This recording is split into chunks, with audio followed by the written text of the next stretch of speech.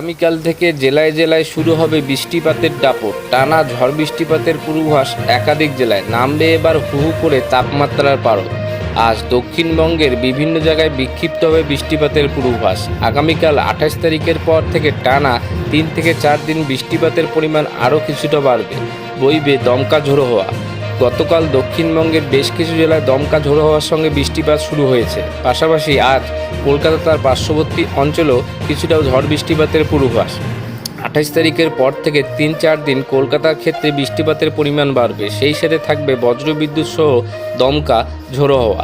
28 তারিখে দক্ষিণের জেলাগুলোয় দক্ষিণবঙ্গের বেশি প্রভাব থাকার সম্ভাবনা। গতিবেগ থাকবে ঝড়ের 60 থেকে 70 কিলোমিটার পর্যন্ত দমকা ঝোড়ো হওয়ার। অন্যান্য দক্ষিণবঙ্গের জেলাগুলিতে 40 থেকে 50 কিলোমিটার গতিবেগে ঝড় হওয়ার সম্ভাবনা। আজ উত্তরবঙ্গে বৃষ্টিপাতের প্রভাব একটু বেশি থাকার সম্ভাবনা। সেই সঙ্গে থাকবে বজ্রবিদ্যুৎ সহ দমকা ঝোড়ো হওয়া। কোথাও কোথাও 40 থেকে 50 কিলোমিটার বেগে, সেই সঙ্গে দু এক জায়গায় ভারী বৃষ্টিপাতের পূর্বাভাস দিয়েছে আবহাওয়া দপ্তর। উত্তরবঙ্গে 28 তারিখের পর থেকে 3 থেকে 4 দিন বৃষ্টিপাতের প্রভাব থাকবে কিছুটা কম।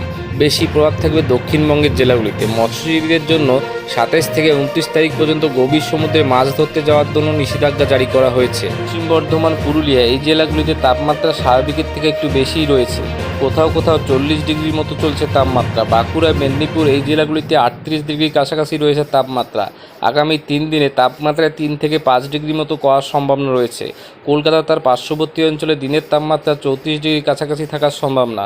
পরবর্তী কয়েকদিনে সেটা কমে 30 ডিগ্রি সেলসিয়াসের কাছাকাছি হতে পারে। বঙ্গোপসাগর থেকে জলীয় বাষ্পের প্রভাব বেশি রয়েছে, তার ফলে এই বৃষ্টিপাত।